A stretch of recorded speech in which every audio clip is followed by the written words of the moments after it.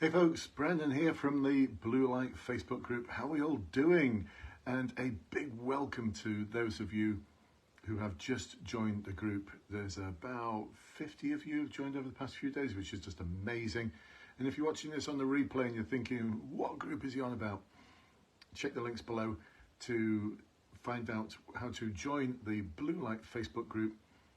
21,000 members and counting, all dedicated to supporting each other through the police recruitment process and beyond, all the way up to the highest ranking individual we've got in the group is a superintendent. So that's pretty awesome, pretty awesome.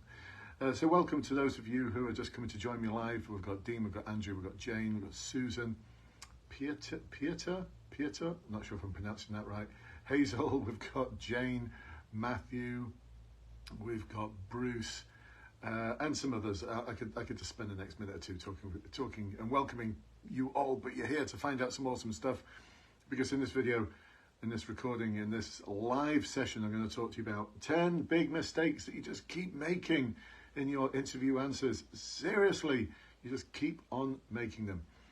How can I recognize that these are mistakes? Well, I've been doing this now for 28 years. I joined the police service 38 years ago.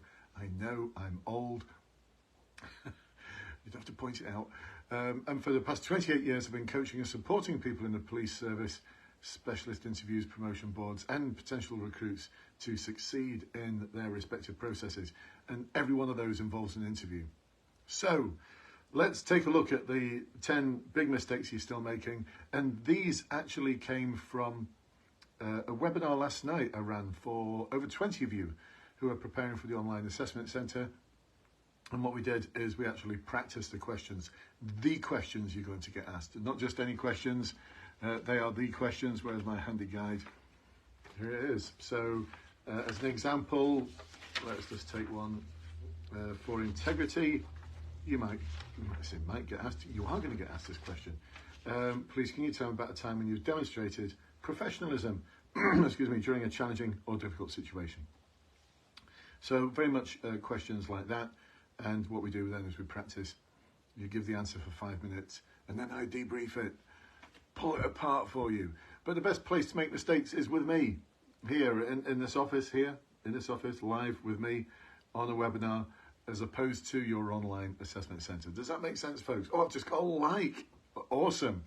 And if you do like or love anything that you're hearing here, please do let me know. And please do ask any questions or add any comments. Or if you're really daring, you can go split screen with me and go live. How about that? Wow. So let's take a look at the first one. Too fast.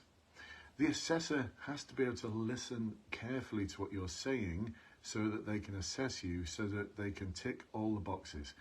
The online assessment centre is the most formulaic assessment process I have ever seen. And I've come across loads in my 28 years of doing the coaching, and in my 38 years of actually being a police officer, I've come across all sorts. This is the most formulaic. You've just got to tick the boxes. It's not like the final interview. So if you go too fast, they're going to miss out on the cool stuff that you're talking about, and they're not going to rewind because they're probably getting paid per client.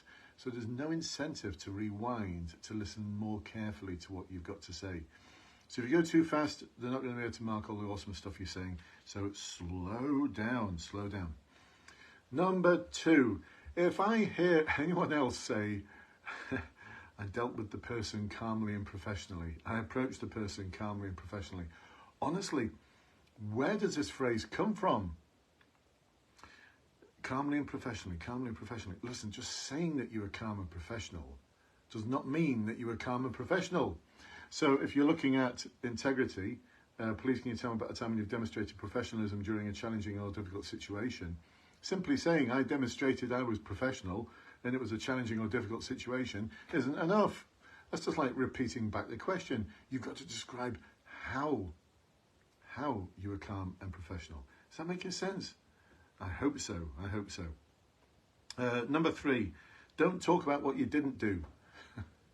So quite a few of you said things like, I didn't show any retaliation. Well, I can't mark what you didn't do. I can't assess what you didn't do. Does that make sense? I can't assess you if you say, I didn't ask him any closed questions. Right, so what sort of questions did you ask him? I can't mark it. I didn't retaliate. I didn't get angry with them.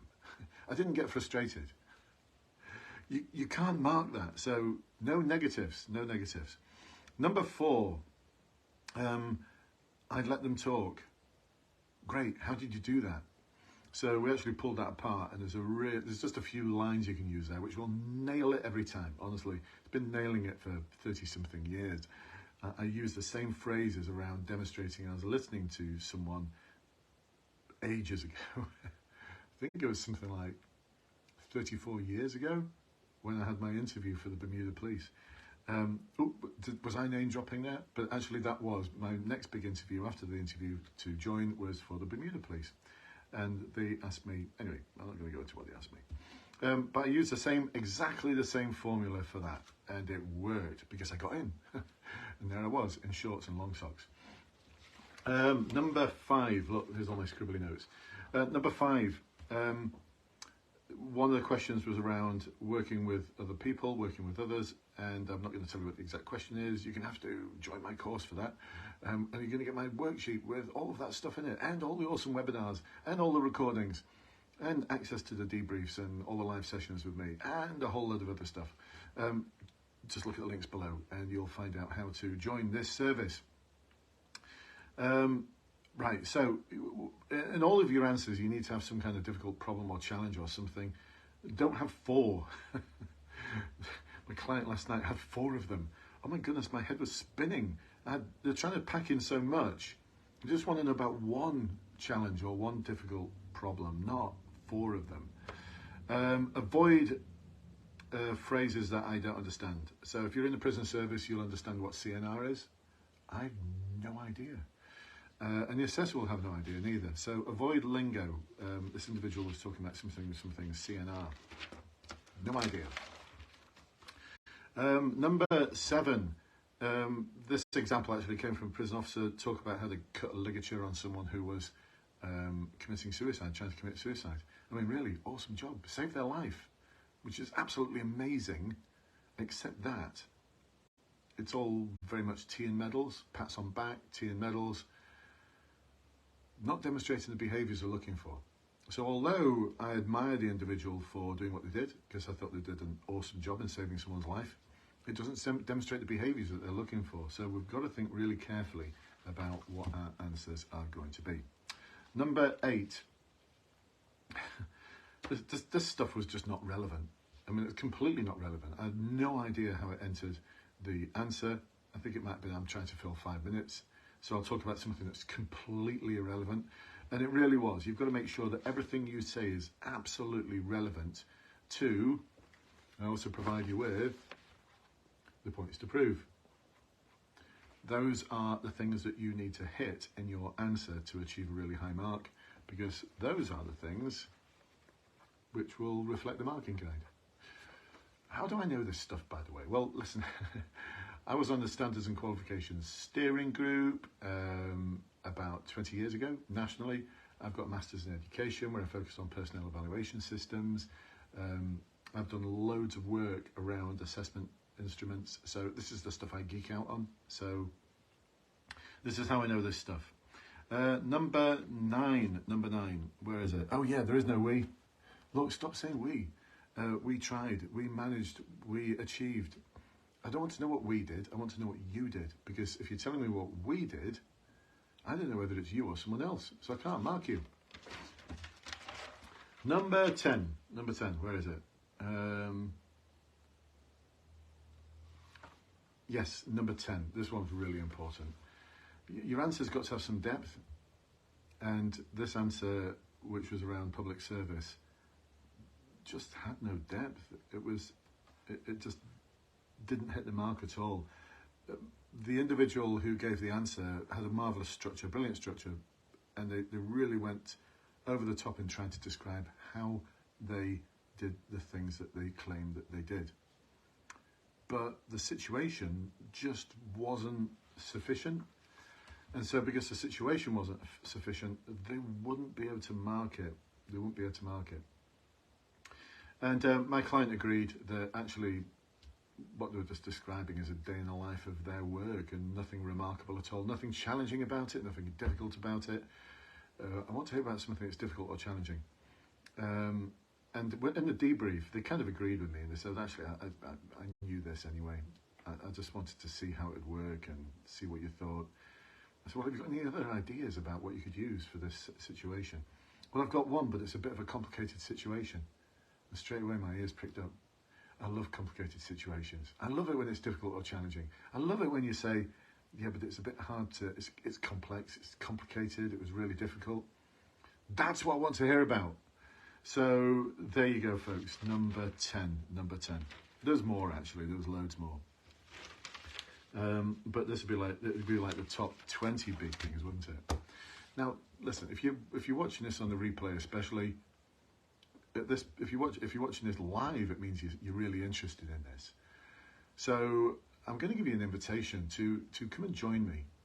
Come and join me on these webinars and get to work out what's going to work well and what's not.